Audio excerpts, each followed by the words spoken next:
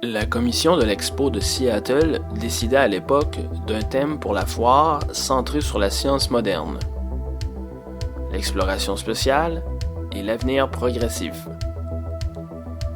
Ce thème fut résumé à un court slogan « Century 21 » ou « Centenaire 21, le 21e siècle ».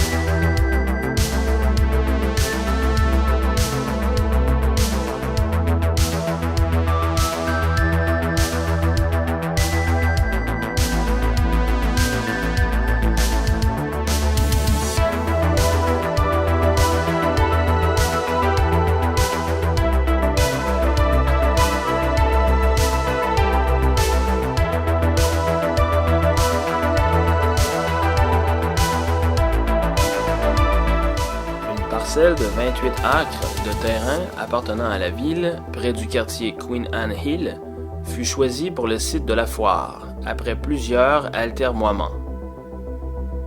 Des sites plus grands et plus pratiques étaient considérés.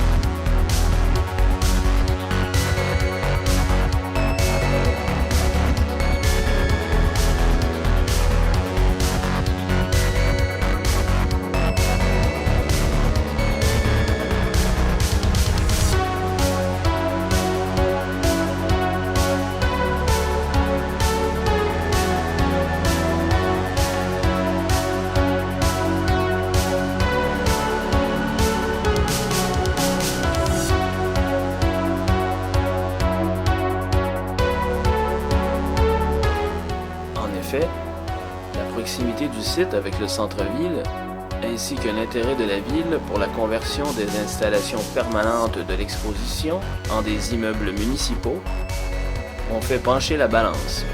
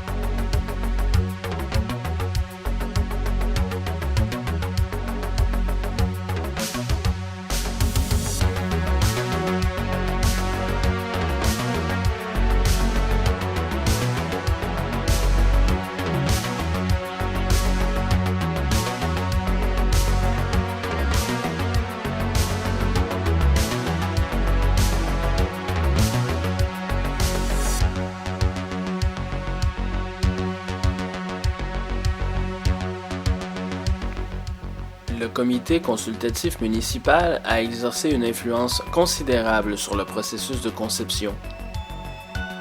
Cela reflétait l'objectif à long terme de créer un noyau viable d'installations qui survivrait à l'exposition et deviendrait propriété de la ville. Grâce à cette gouvernance, Seattle hérita de 400 000 pieds carrés d'espace d'exposition intérieure de la foire.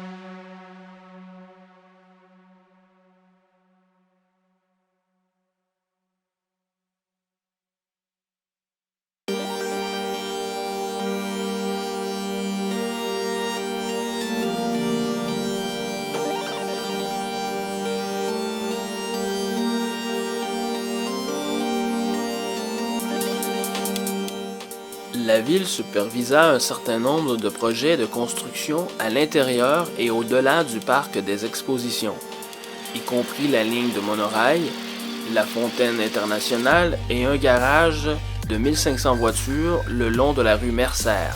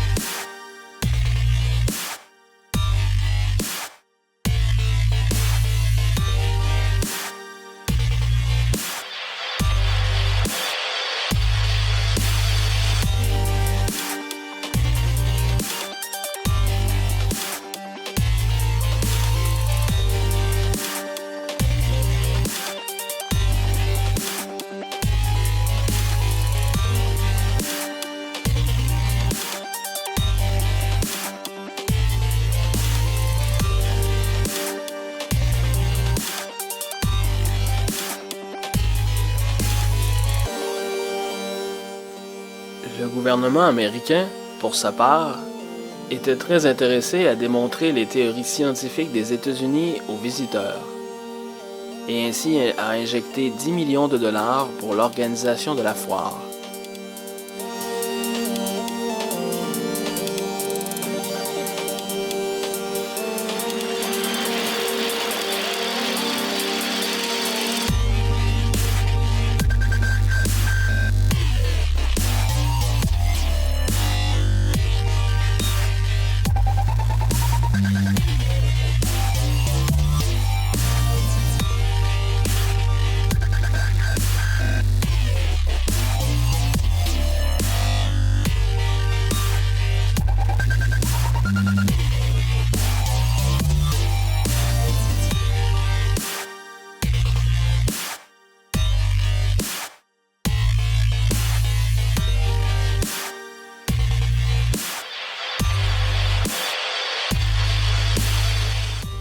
Les ambitions des partisans du choix de Seattle pour la tenue de la foire étaient sans limite.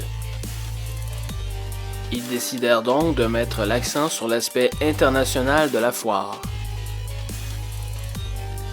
Ils bataillèrent ferme pour obtenir les millions de dollars d'investissements publics et privés associés à la tenue de l'événement. Cela leur permettait de procéder à d'importantes rénovations de la ville et par la même occasion de lancer un message. Leur message consistait à imposer une mission nationale au terme de l'expo pour démontrer leur détermination à modeler l'avenir. Selon leur vision, ils allaient devenir les architectes de l'avenir, une occurrence très fréquente dans l'univers des expositions universelles. Ce qui devait être un petit festival régional, peu en vue, devenait donc la réponse scientifique et technologique aux nations communistes dans la réalité de la guerre froide.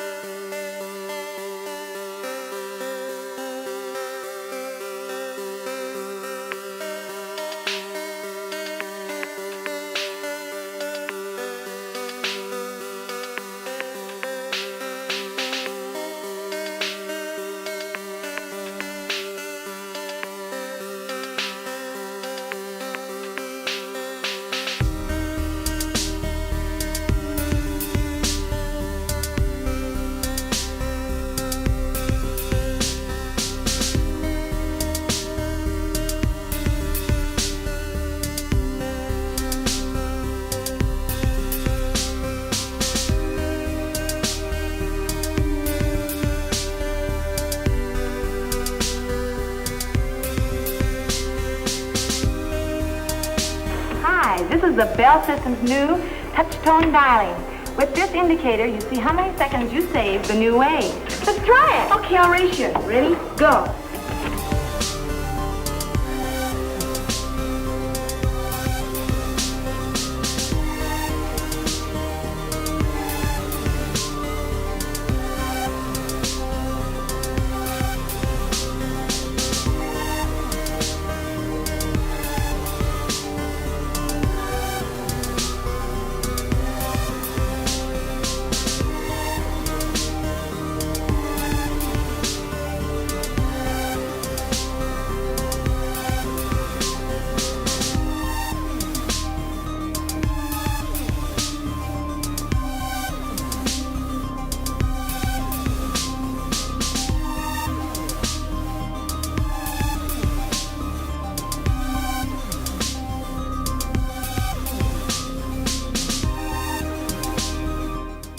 Seattle fut finalement choisi comme lieu pour tenir Century 21 et le gouvernement fédéral accepta de financer un pavillon dédié à la science.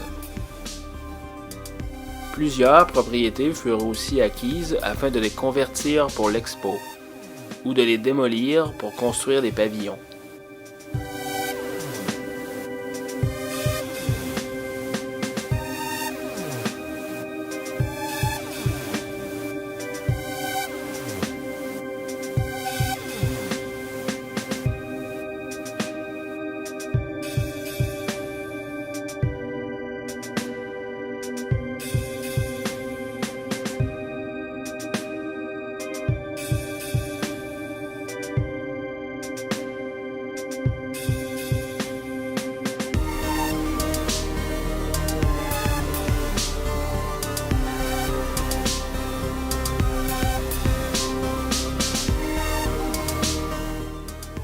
Dans cette période d'après-guerre, beaucoup se demandaient si la tenue d'une telle fête était encore pertinente. Il n'y avait plus eu d'expo universelle depuis les 20 dernières années. Ailleurs, l'engouement semblait exister encore. New York et Chicago parlaient d'accueillir des foires. À l'étranger, les Belges étaient sur le point d'en faire une à Bruxelles en 1958. Cette tendance favorable à l'étranger donna l'opportunité au comité organisateur de Seattle 1962 d'embaucher des consultants et d'obtenir de l'argent de riches donateurs. Ensuite, ils embauchèrent des spécialistes en communication et marketing pour vendre l'idée au public.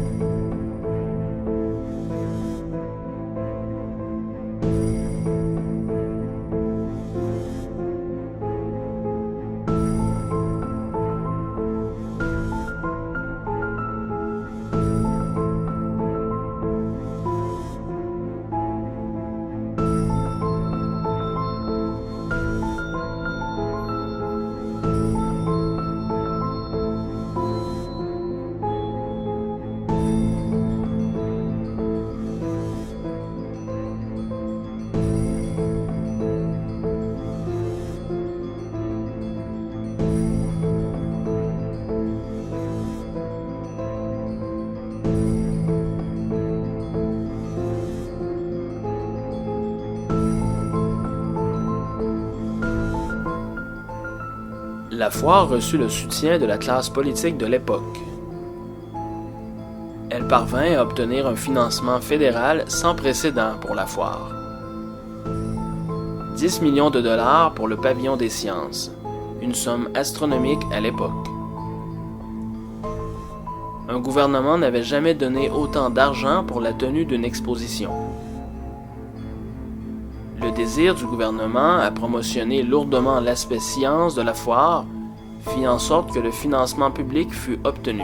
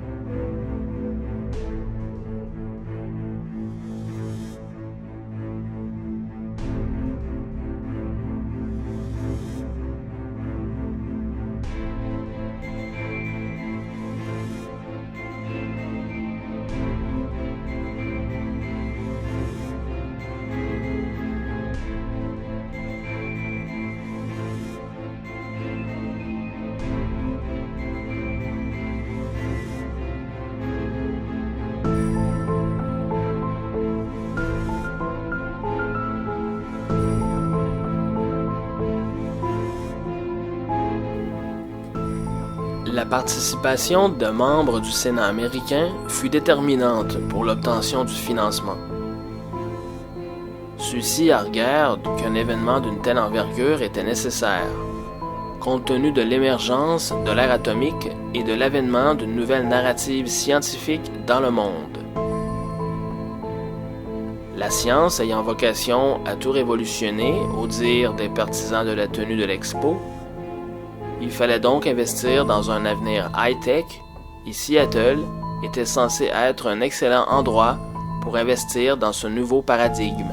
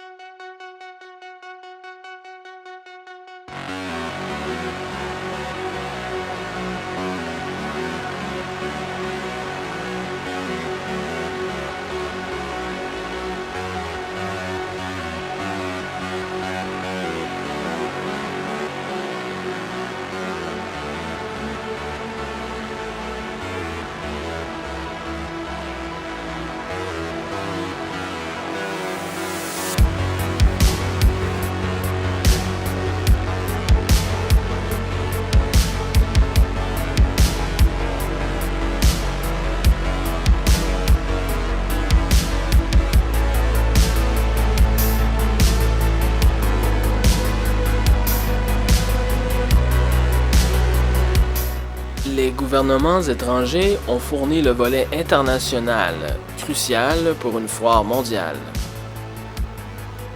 Au total, 35 États avaient un pavillon à l'ouverture de l'expo.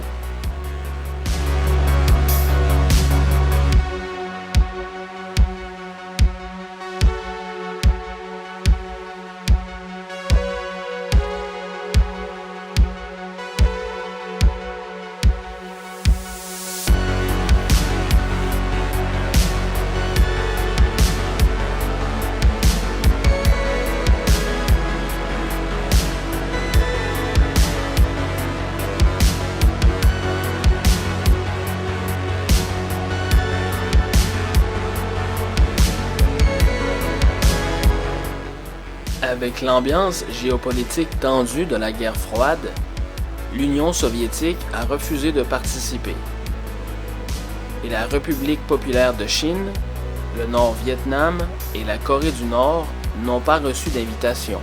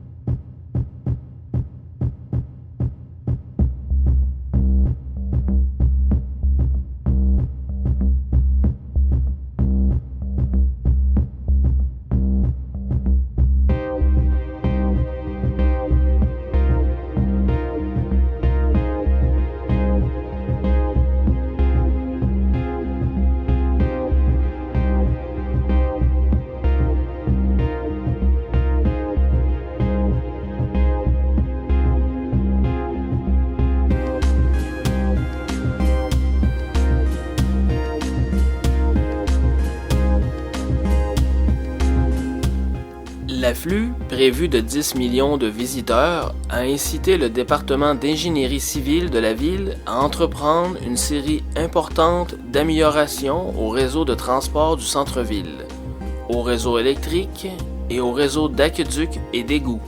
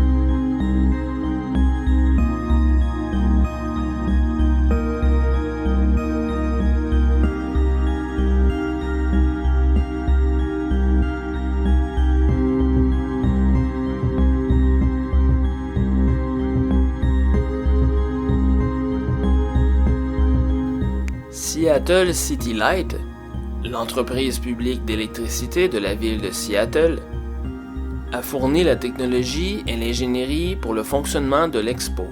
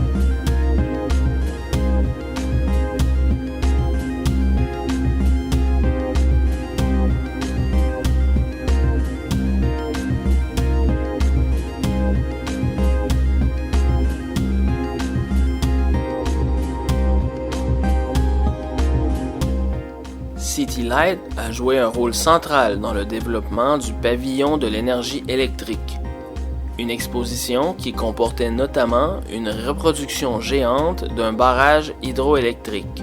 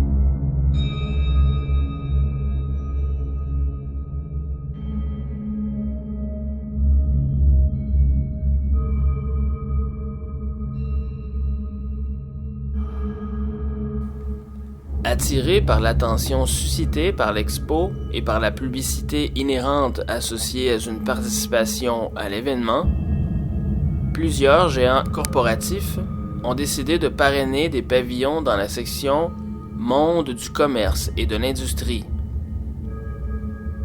La Ford Motor Company, Boeing et Bell Telephone étaient prêts à accueillir les millions de fairgoers.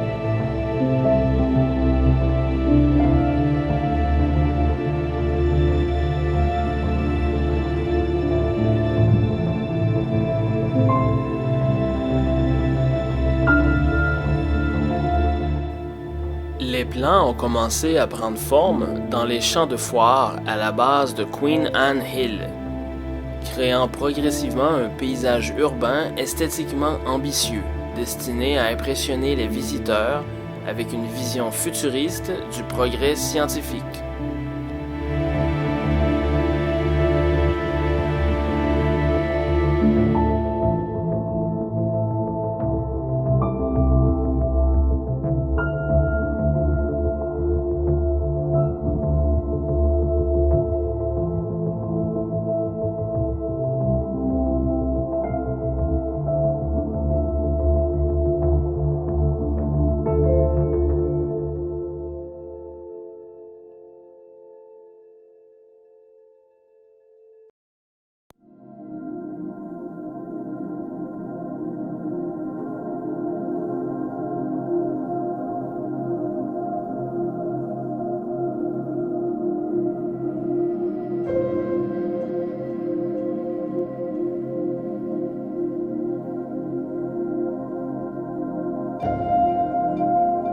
be able to call home and automatically turn off the oven. Or, from a public telephone a couple of 100 miles away, turn on your home air conditioner and have the house nice and cool when you return from your hot trip.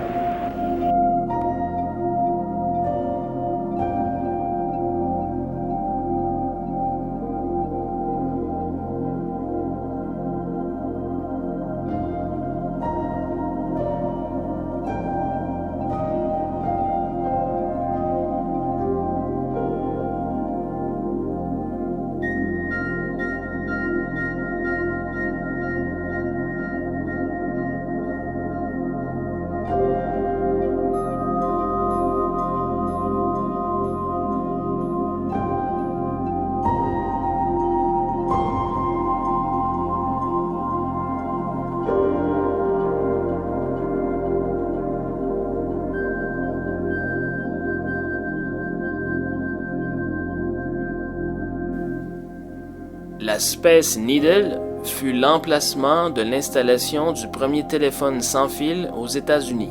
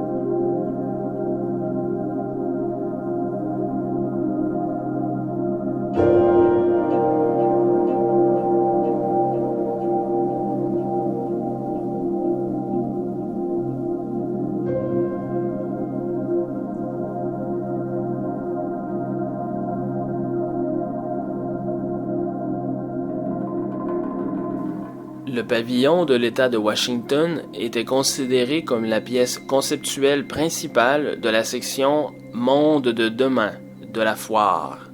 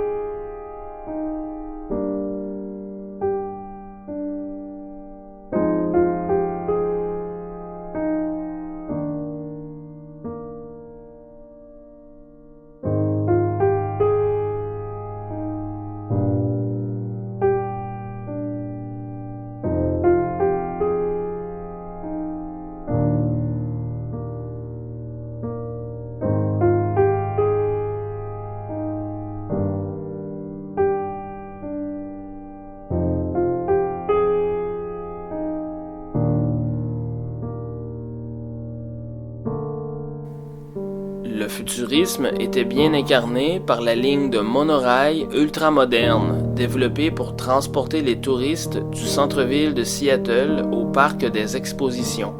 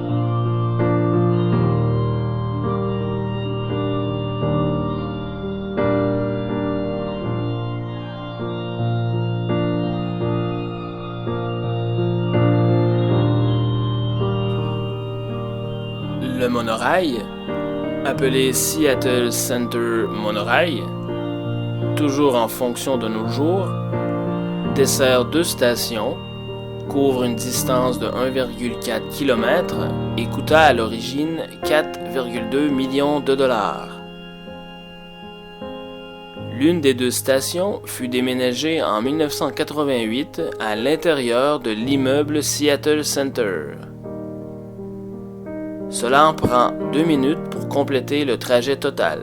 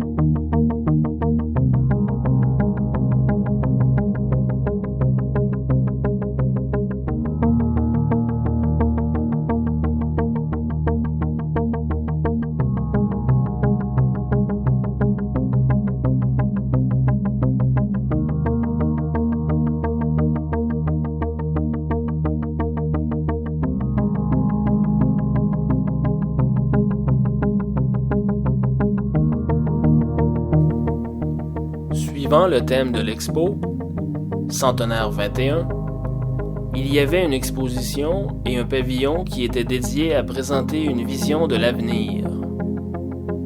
Selon le tour guidé, Seattle était destiné à devenir le modèle de la ville du futur, où on la présentait comme possiblement abritée sous un dôme, et où certains pourraient se déplacer en monoplace volante.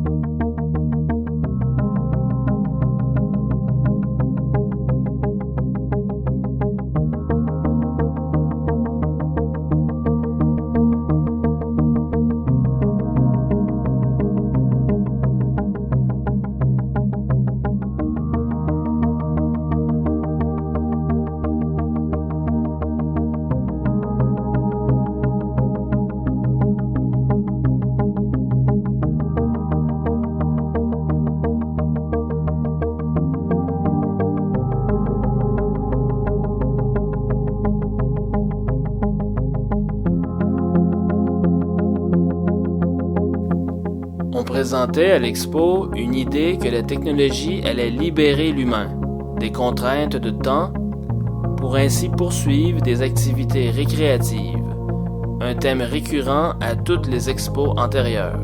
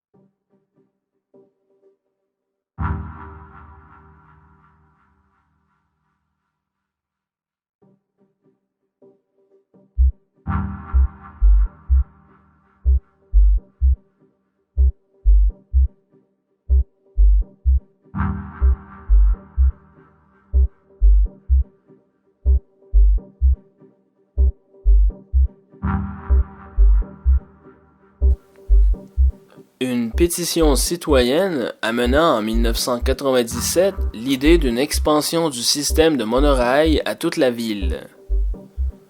Le gouvernement municipal procéda à l'étude du projet. Mais celui-ci, évalué à 11 milliards de dollars, fut officiellement annulé par un vote du conseil municipal en 2005.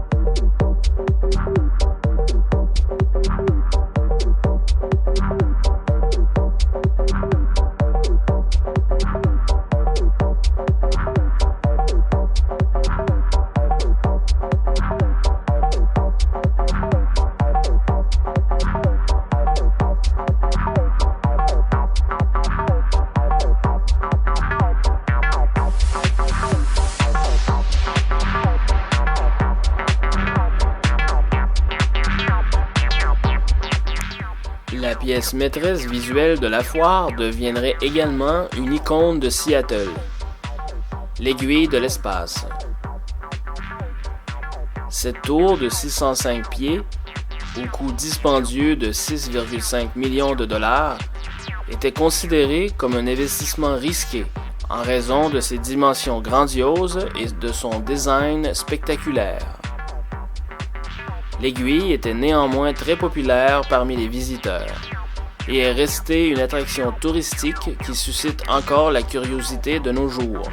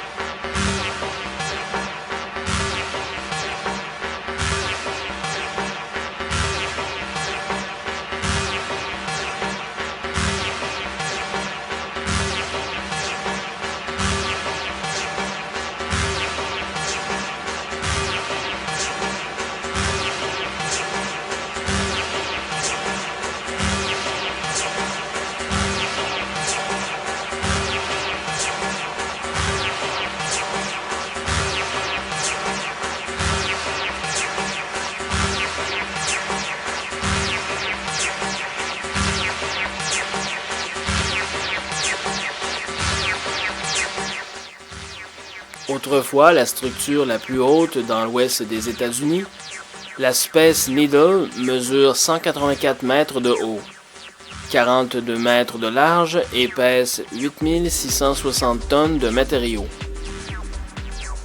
La structure peut supporter des vents allant jusqu'à 320 km à l'heure et des tremblements de terre de magnitude 9,1. La structure haute est protégée de la foudre par 25 paratonnerres et dispose de 3 ascenseurs.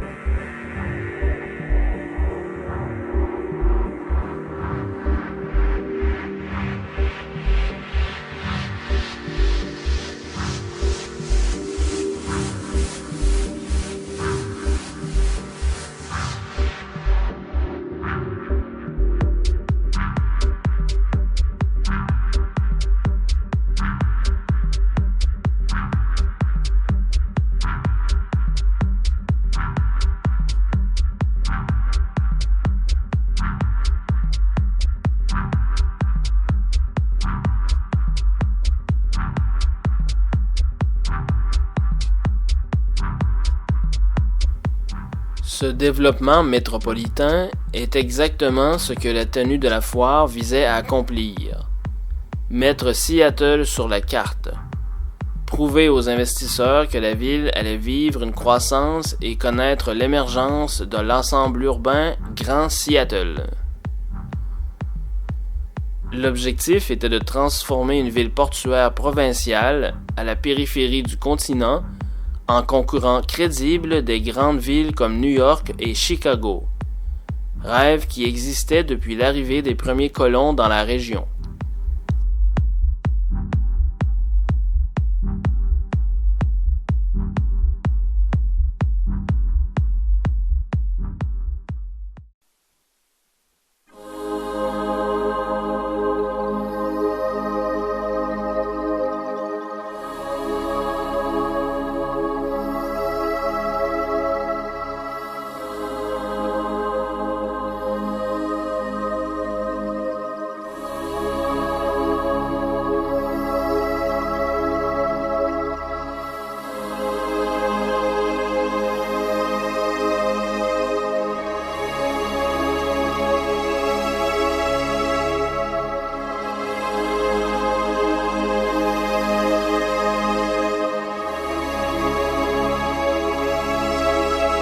Keeping in touch by means of the amazing new Bell Boy is the Bell System's answer today for doctors, salesmen, delivery men, or anyone who must be available at all times in the fast-paced world of Century 21.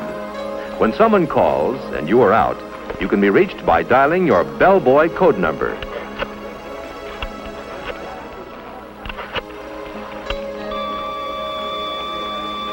When you get a signal on the Bell Boy, you can go to a phone to call your office or home and get the message. I'm glad to have this opportunity to tell you about the telephone switching center of tomorrow. The electronic central office, which is made possible by the magic of the transistor and other tiny but amazing devices invented by the Bell Telephone Laboratory. Imagine, if you can, an electronic brain operating at millionths of a second speeds. I say brain because the new electronic central office will almost think for itself.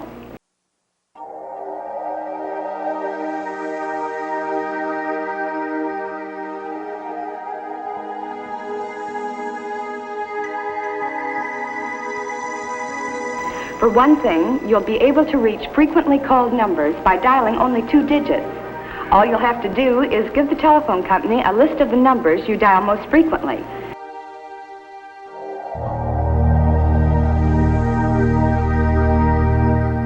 Qu'une exposition universelle moderne se tienne à Seattle en 1962 était considéré absurde par une bonne partie du public.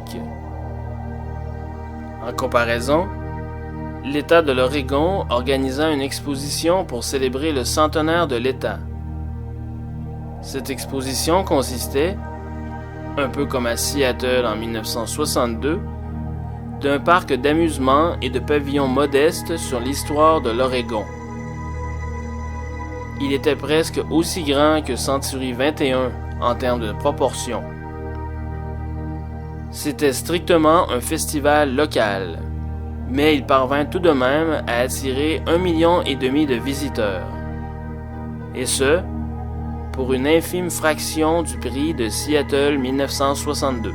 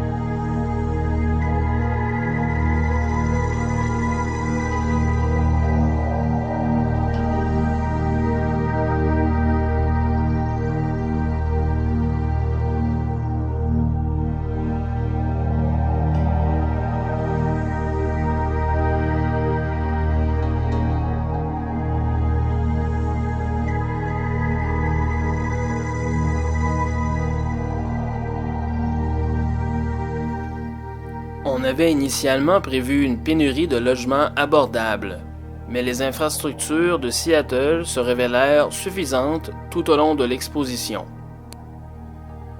Cela était dû, en grande partie, à l'utilisation des projets d'appartements de la ville et des navires convertis en hôtels qui étaient amarrés au port de Seattle.